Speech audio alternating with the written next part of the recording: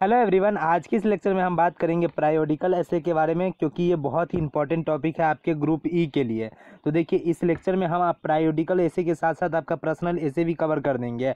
और इसमें जितना भी नोट्स है वो आपके एग्जाम के लिए सफिशियंट है, इससे ज़्यादा पढ़ने की ज़रूरत नहीं है। लेकिन जो मैं बोलता रहता हूँ उसको भी गौर कीजिएगा, क्योंकि वहाँ पर अगर आपको इंक्लूड करने का मन हुआ तो आप मेरी बातों का जब याद रहेगा ना तो आप उसे इंक्लूड कर सकते हैं। और याद रखिएगा, ये प्रायोडिकल ऐसे और पर्सनल ऐसे में से कोई ना कोई आपके एग्जाम में कंफर्म ही आएगा, इसलिए अच्छे से समझ लीजिए इसको। तो प्रायोडिकल ऐसे क्या होता है, इसको अच्छे से समझाते हैं। तो चलिए शुरू करते हैं। तो देखिए, प्रायोडिकल ऐसे क्या होता है। द प्रायोडिकल ऐसे इज़ अ टाइप ऑफ ऐसे, ये एक ऐसे लिखने का एक टाइप होता है। आप बोलिएगा ऐसे क्या होता है।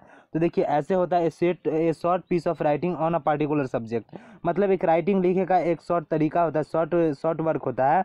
राइटिंग कोई लिखता है, कोई भी राइटिंग करता है किसी चीज़ पे, तो एक शॉर्ट वर्क लिखा जाता है शॉर्ट तरीके से ऑन अ पार्टिकुलर सब्जेक्ट। किसी पार्टिकुलर सब्जेक्ट पर आप किसी पार्टिकुलर सब्जेक्ट पर आप शॉर्ट राइटिंग करते हैं, कम शब्दों में उसको पूरा का पूरा लिखते हैं, तो उसे बोला जाता है ऐसे। जैसे कि आप बहुत बार ऐसे लिखे होंगे निबंध वगैरह किसी टॉपिक पर, तो वो पार्टिकुलर टॉपिक होता है और उस पर अपना जितना होता है वो आप उसी कम शब्दों में आप उसे लिखने का प्रयास करते हैं। तो प्रायोडिकल ऐसे भी एक ऐसे लिखने का एक टाइप है that emerge during the early part of 18th century in London, जो कि लंदन में इमर्ज हुआ था सबसे पहले।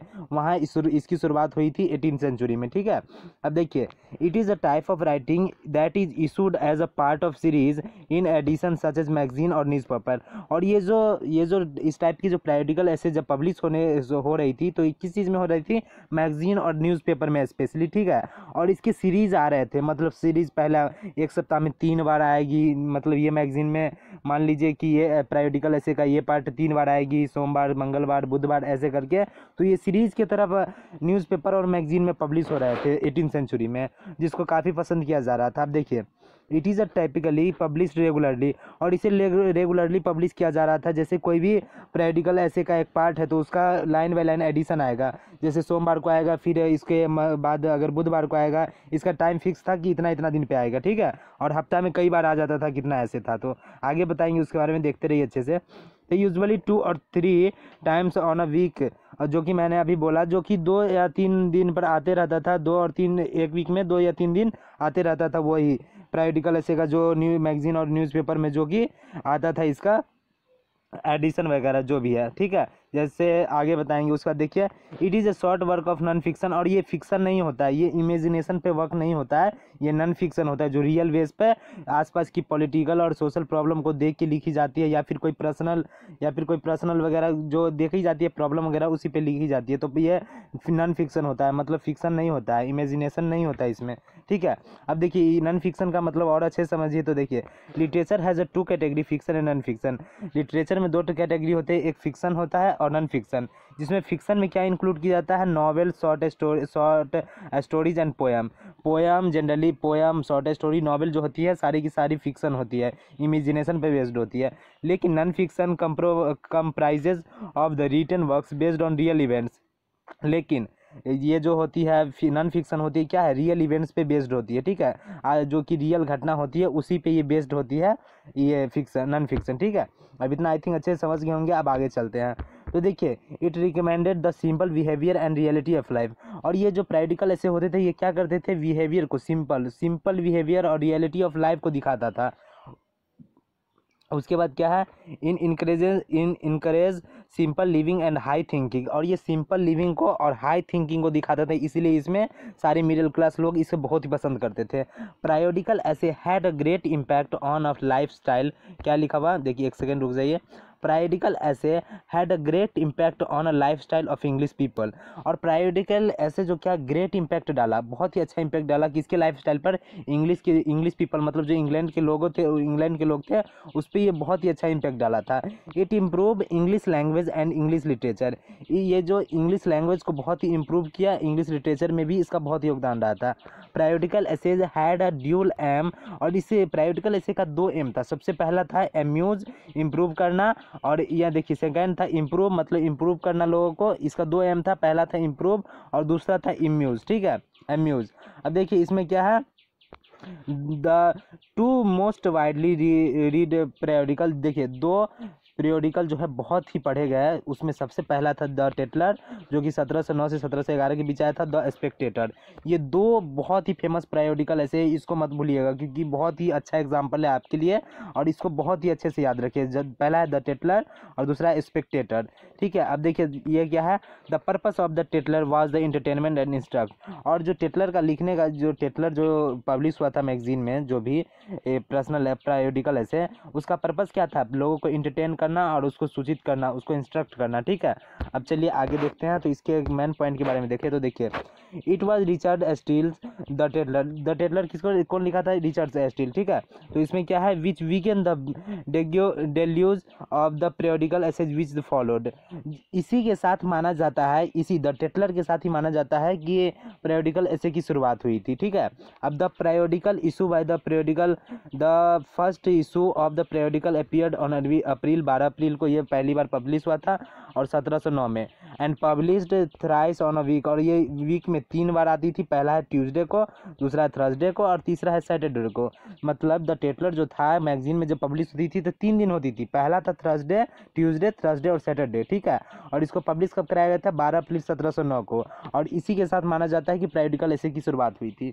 द पर्पस ऑफ द टेटलर, और पर्पस क्या था टेटलर का, इसके लिए इसके वही बताए ही थे। The purpose of the Tatler was the entertain and instruct, सूचित करना लोगों को और उसको एंटरटेन करना इसके माध्यम से। अब देखिए इसको क्यों पसंद किया जा रहा था, ये पीरियोडिकल ऐसे को पढ़ने में लोग क्यों दिलचस्पी ले रहे थे। तो सबसे पहला ये, इसमें सबसे पहला खासियत ये था कि देखिए, द पीरियोडिकल ऐसे typically appear in the affordable publication.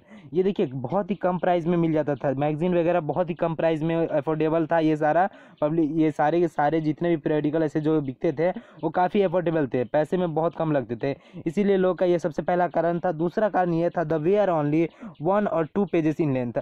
और देखिए हम लोग का सभी का ऐसा ही नेचर है कि जितना कम पढ़ने को मिले जितना उतना सही रहता है, जितने कम शब्दों में सारी कहानी पता चल जाए उतना ही अच्छा रहता है। तो ये कम पेज में लिखा जाता था, ज़्यादा से ज़्यादा 1 पेज या फिर 2 पेज। तो ये सारे के सारे पीरियोडिकल ऐसे ऐसे ही लिखे जाते थे, इसलिए ये बहुत ही पसंद आते थे। और इसके लाइन वाले एडिशन आता था, पहला एडिशन इस दिन, दूसरा एडिशन इस दिन, तीसरा एडिशन इस दिन, इसलिए इसको बहुत ही पसंद किया जाता है एक सीरीज की तरह, ठीक। अब उसके बाद क्या है, the theme of this essay were mainly related to social and political problem. देखिए यहाँ पे द थीम, अब इसका थीम क्या होता था इस ऐसे को लिखने का, मैनली रिलेटेड किससे होता था, सामाजिक से, सामाजिक समस्याएं से और पॉलिटिकल समस्या से। देखिए पॉलिटिकल और सामाजिक समस्याएं आज से ही नहीं, बहुत वर्षों पहले से ही इसमें सबकी दिलचस्पी है। आज भी दिलचस्पी है पॉलिटिकल राजनीति में लोगों की, और उस दिन भी था दिलचस्पी, उस टाइम में भी था। तो ये तो खैर चलिए, ये तो चलता ही रहेगा। तो इस दोनों के, इसका मेन थीम था, ये पीरियोडिकल ऐसे लिखने का सबसे बड़ा मेन थीम था, सोशल और सामाजिक प्रॉब्लम और राजनीतिक प्रॉब्लम को लिखा जाता था इसको मेन थीम बनाकर। और उसमें क्या है, these essays were written in the favour of middle class people. और ये किसके फेवर में लिखा जाता था, मिडिल क्लास पीपल के लिए। तो इसमें सारे तरह के जितने हैं सारे मिडिल क्लास के फेवर के लिए। पहले तो अफोर्डेबल है, पढ़ने में कम पेज है तो सारा कहानी भी पता चल जाती है। इसके साथ साथ पॉलिटिकल में जनरली सबकी दिलचस्पी होती है, तो उसके बारे में इसमें बताया जाता है, थीम रख के मिडिल क्लास के लिए फेवरेबल है, तो इसके लिए। तो इस सब की वजह से पीरियोडिकल ऐसे को बहुत ही पसंद किया जा रहा था उस टाइम में, ठीक है। अब देखिए यहाँ पे पीरियोडिकल ऐसे के बारे में बात की जाए तो पीरियोडिकल ऐसे में सम एसेस्ट की बात की, जो ऐसे लिखते हैं ना उसको एसेस्ट बोला जाता है, ठीक है। इसमें सब नोटेबल एसेस्ट की बात करें तो सबसे पहला है Joseph Addison, Richard Steele, Samuel Johnson. ये बहुत ही 3 याद रखिएगा, जोसेफ एडिसन, रिचर्ड स्टील और उसके बाद सैमुअल जॉनसन। ये बहुत ही अच्छा, बहुत ही अच्छे एसिस्ट रहा है पीरियोडिकल ऐसे के। और दूसरी बात, ये बहुत ही फेमस रहा है, और ओलिवर गोल्डस्मिथ। इसका आप शायद पार्ट 2 में पढ़िएगा भी, तो इसको भी याद रखिएगा। तो ये 4 आप नोटेबल नेम याद रखिएगा, ठीक है। Joseph Addison, Richard Steele, Samuel Johnson और ओलिवर गोल्डस्मिथ। अब देखिए टाइप ऑफ ऐसे की बात की जाए तो टाइप ऑफ ऐसे में पहला ऐसे का टाइप आता है ऐसे ऑफ कैरेक्टर, जिसमें ऐसे ऑफ कैरेक्टर का मतलब ये है कि जिस ऐसे में कैरेक्टर को रखा जाता है, जिस इंसान में कैरेक्टर दिया जाता है जिस ऐसे में, उसको बोलते हैं ऐसे ऑन कैरेक्टर, ठीक है। दूसरा है ऐसे ऑन कंट्री लाइफ, जिस ऐसे में कंट्री लाइफ आसपास के जो ज़िंदगी के बारे में लिखी जाती है उसको ऐसे ऑन कंट्री लाइफ में लिखा जाता है। ऐसे ऑन लंदन लाइफ, जो लंदन के लोग रहते थे उसकी लाइफ कैसी थी उसके बारे में जो जिस ऐसे में लिखा जाता था उसको बोलते हैं ऐसे ऑन लंदन लाइफ। अब ऐसे ऑन फैशन, जो कि फैशन पे लिखे जाते थे, जिसके जो ऐसे फैशन पे लिखे जाते थे उसे बोला जाता था ऐसे ऑन फैशन। और उसके बाद है मोरल, नैतिक चीज़ों पे लिखी जाती थी, मोरल भावनाएं पे लिखी जाती थी, तो मोरल ऐसे उसमें आती है। और उसके बाद थियोरेटिकल ऐसे, ठीक है। तो ये मेनली 6 प्रकार की ऐसे है, इसको आप डिफाइन कर सकते हैं, थियोरेटिकल ऐसे, ठीक है, यहाँ से लेकर, और ऐसे एन कैरेक्टर, इसको आप चाहे तो डिफाइन भी कर सकते हैं। मैं शॉर्टकट में आपका सारा कुछ बता दिया हूँ इसका। अब देखिए एक और है इसमें, अब इसके बारे में एक और बात करें तो इसमें सबसे फेमस है सम मोस्ट फेमस पीरियडिकल ऐसे। इसमें कुछ बहुत ही फेमस रहते हैं पीरियडिकल ऐसे के बारे में। तो सबसे पहला इसमें आता है द स्पेक्टेटर, जो कि एडिसन और स्टील लिखे थे। एडिसन और स्टील का मतलब यहाँ पे नाम बताया था मैं अभी, एडिसन जोसेफ एडिसन, और स्टील मतलब रिचर्ड स्टील और सैमुअल जॉनसन, ठीक है।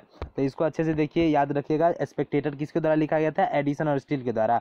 टेटलर किसके द्वारा लिखा गया था? द रिचर्ड स्टील के द्वारा। तो ये दोनों बहुत ही फेमस है, इसको याद रखिएगा।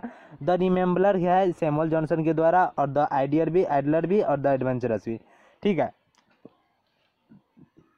तो पहला क्या हुआ? द स्पेक्टेटर, दूसरा है द टेटलर, द रिमेंबलर जो कि सैमुअल जॉनसन द्वारा लिखा गया, पब्लिश कराया गया था, द एडलर और द एडवेंचरस। ये पीरियडिकल ऐसे किसके द्वारा लिखा जाते थे? तो इस सब के द्वारा पब्लिश कराए जाते थे। तो इसको याद रखिएगा। ये पीरियडिकल ऐसे खत्म होता है, पर्सनल ऐसे की बात करते हैं। तो पर्सनल ऐसे क्या होता है? तो ये भी बहुत इंपॉर्टेंट है, इसको भी मैं पॉइंट्स वाइज बता देता हूँ ताकि याद करने में आपकी आसानी हो। तो personal essay is a short work where you express your feelings, no research involve. Personal essay भी एक ऐसे का पार्ट होता है जिसमें, जो कि एक शॉर्ट वर्क होता है किसी भी अपनी फीलिंग्स को एक्सप्रेस करने का। देखिए पर्सनल ऐसे के बारे में इतना समझिए कि पहले जो भी लिखते हैं इसको, वो अपने पर्सनल एक्सपीरियंस के बेसिस पे लिखते हैं, और इसमें किसी भी रिसर्च की इन्वॉल्वमेंट नहीं होती है। रिसर्च करने की किसी की ज़रूरत नहीं है। वो अपने पर्सनल एक्सपीरियंस के बेस पे अगर कोई कुछ सीखता है और उसको लिखता है ना, तो उसी को बोलते हैं पर्सनल ऐसे। अब इसके बारे में और अच्छे से समझे तो देखिए, a personal essay is either a personal narrative in which author writes about a personal experience or it is a personal opinion। ये जो पर्सनल ऐसे लिखे जाते हैं, इसको नरेट किस बेसिस पे किया जाता है? पहले तो पर्सनल एक्सपीरियंस के बेसिस पे, और दूसरा पर्सनल ओपिनियन अगर किसी चीज़ पे देना रहता है तो उसके बेसिस पे ये लिखे जाते हैं। सम टॉपिक और issue that is important to the writer, ठीक है। कुछ ऐसे इंपॉर्टेंट टॉपिक होते हैं जिसके बारे में कोई इंसान पर्सनल ओपिनियन देना चाहता है, या कि उस टॉपिक के बारे में पर्सनल एक्सपीरियंस बताना चाहता है, तब पर्सनल ऐसे लिखे जाते हैं। अब इसके बारे में और डिटेल में समझे तो देखिए, it is a based on personal feeling, emotion and personal experience. Same बात है कि ये अपने पर्सनल फीलिंग और इमोशन की वजह से लिखे जाते हैं, और पर्सनल एक्सपीरियंस। जब ये पर्सनल ऐसे लिखते हैं तो उसका एक ही मोटिव रहता है कि लोगों को कुछ सिखाया जाए, ठीक है।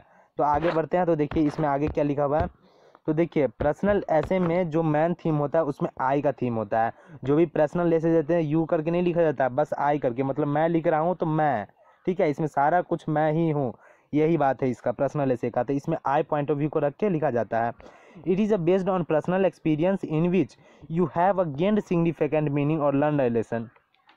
देखिए it is a based on personal experience, ये पर्सनल एक्सपीरियंस पे बेस्ड होता है। इन विच मतलब जिसमें you have gain significant meaning, जिससे आप क्या सीख सकते हैं? बहुत ही अच्छी अच्छी मीनिंग, लाइफ की लेसन सीख सकते हैं, और लर्न अ लेसन, बहुत अच्छी लेसन सीख सकते हैं दूसरों के एक्सपीरियंस से, जो पर्सनल ऐसे लिखे हुए हैं उसके पर्सनल ऐसे से, ठीक है। तो ये बात है। उसके बाद the writer is honest his and her readers. जो राइटर होते हैं वो ऑनेस्ट होते हैं, ईमानदार होते हैं, किसके प्रति? उसके जो रीडर्स होते हैं, जो पढ़ने वाले उसके प्रति। कुछ भी ऐसा इसमें नहीं जोड़ा जाता जो उसको रीडर्स को बेकार लगे, या फिर लगे कि वो गलत लिखा है, या फिर उसको लगे कि ये झूठ है, ठीक है। वो जो भी होते हैं राइटर्स, वो ऑनेस्ट लिखते हैं, वो अपने रियल लाइफ से इंसिडेंट से रियल लाइफ के एक्सीडेंट से वो क्या करते हैं? कुछ सीखते हैं, और उसी के बेसिस पे वो लिखते हैं, ठीक है। अब देखिए a scene include setting, location, action, often dialogue and specific description. देखिए कोई भी पर्सनल ऐसे लिखे जाते हैं, उसमें जो सेटिंग की जाती है किसी चीज़ की, कोई भी कहानी की, तो उसमें लोकेशन का जिक्र होता है, एक्शन का, अगर उसमें डायलॉग है तो डायलॉग का, उसमें स्पेसिफिक डिस्क्रिप्शन दिया जाता है, सारी चीज़ को इंक्लूड की जाती है सीन में, ठीक है। तो ये सब इंक्लूड हो सकते हैं। अब उसके बारे में बात करें 8वें स्लाइड की, तो देखिए इसमें क्या है? A personal essay can also be an opinion piece, an opinion that is based on particular political and social concern topic interest।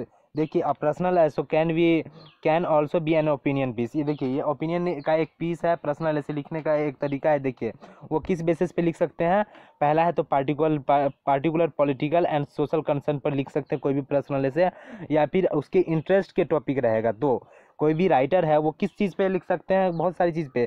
पहली तो उसके इंटरेस्ट का टॉपिक हो कोई, तो उस पर लिख सकते हैं जिससे वो कहीं से वो सीखा है, कोई इंसिडेंट हुआ था, कोई पिछले मतलब पहले कुछ ऐसा घटना हुआ था जिसके वजह से उसे कुछ सीखने को मिला था। तो पहला तो है टॉपिक ऑफ इंटरेस्ट। और दूसरा है क्या, particular political and social concern, कोई भी पर्टिकुलर प्रॉब्लम चल रही है, आसपास में पॉलिटिकल प्रॉब्लम है, तो उसकी बेसिस पे लिख सकते हैं अपना पर्सनल ऐसे, मतलब अपना पर्सनल बातें कि लोगों के साथ जाया कर सकते हैं, उसके साथ शेयर कर सकते हैं।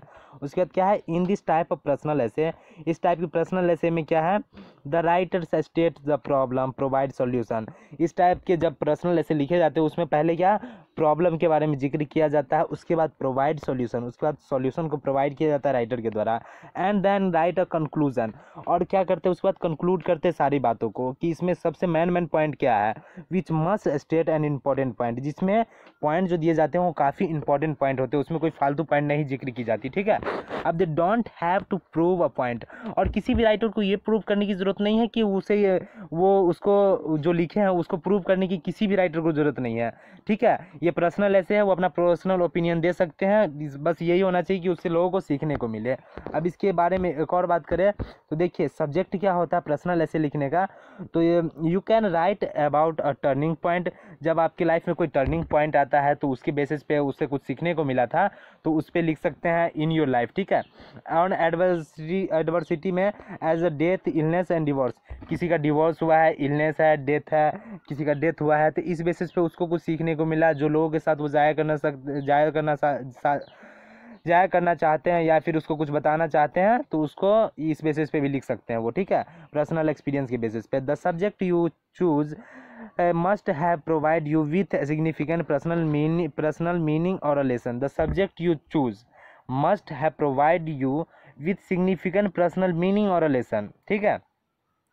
इसमें क्या है, जो भी सब्जेक्ट चूज करते हैं वो क्या प्रोवाइड करता है, पर्सनल मीनिंग, अपना आप जो सीखा है उसको बता रहे हैं एक लेसन के माध्यम से।